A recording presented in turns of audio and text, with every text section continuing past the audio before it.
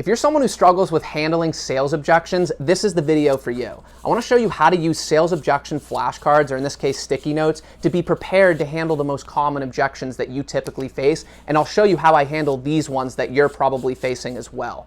But just like anything in life, practice makes perfect. So you want to be practicing the most common objections and how you'd handle them in advance. You don't want to be handling them for the first time off the cuff on your cold call. You want to be prepared for the most common ones. Studies actually show that when you anticipate their objection and almost meet it at the end of their sentence, so not cut it off, not interrupt them, but meet them at the end of their sentence, your odds of booking the meeting go up drastically. And the way you do that is being prepared to handle the most common ones. So before I run through these examples that you probably face, if you watch my other videos, you know I like to lead off my calls with a value statement where I state who I am, why I'm calling, and then state that I would like to get aligned on this going forward. Are you free Wednesday or Thursday? And what that does is it requires them to give me a yes or no answer. So they either have to say, yes, I am free Wednesday or Thursday, in which case book the meeting, or they say no, but they'll typically give me a reason, which is an objection. So if you're prepared to handle the most common reasons, you can boost your odds of booking the meeting and boost your cold call batting average. So I don't know which one's going to come out, but I'll show you how I handle these three common ones and then break it down afterwards. So in this case, I'm not interested. That's a brutal one that a lot of people just give up when they hear it. But here's how I'd handle it. I'd say, got it. Is that because there's no budget or because there's other initiatives taking priority right now? First, I demand that they get more specific. If they say, yeah, there's other initiatives taking priority, then I would say, got it. That's actually why I was reaching out. I still think it makes sense to get introduced and aligned going forward, even if there's other initiatives, because we'll be your main point of contact in this area for at least the next year. So any resources you may need, priorities moving forward, anything like that. So does Thursday work for you? And that's how I would handle that one. Let's see. Next one. No budget at this time. Another common one. Here's what I would say. Got it. I still think it makes sense to get introduced even if there's no budget right now, because often what we find is that we can build a business case that justifies budget down the line, and that's on me and what a call like this would help me do. But either way, I still think it makes sense to get aligned going forward because we'll be your main point of contact for at least the next year. So does Thursday work for you?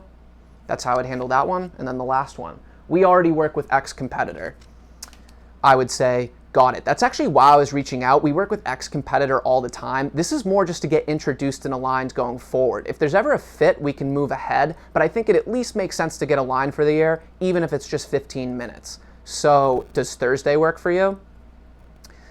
So those are three common ones, and you'll notice the similarities between how I handled all of them were around selling time. I'm not trying to sell my product or service. That's always my first line of defense is acknowledge their concern. I get it. You're not interested. I get it. You work with a competitor. I get it. There's no time, bandwidth, whatever it is. It still makes sense to get introduced and aligned going forward. That's always my first line of defense.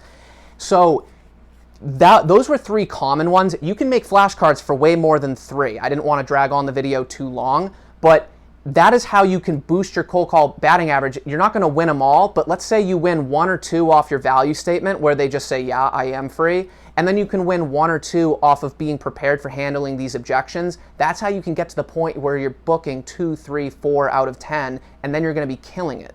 So the reason this works is because you're practicing just like anything else in life. You got to practice this stuff in advance so that you're almost confident and prepared to meet their objection at the end of the sentence. So that's the way I look at it, a funnel. I make my value statement. They either say yes, in which case I book the meeting. They say no, I give it my best shot at selling time. Sometimes you have to start winging it and they still say no to that. But if you're doing this confidently and practicing, you're going to be able to boost that batting average to 200, 300, 400, and you're going to be killing it. So let me know what you think. Let me know if there's any flashcards you'd like me to go over, any objections you commonly face, you want to see how I would handle them. I normally have answers on the back of these.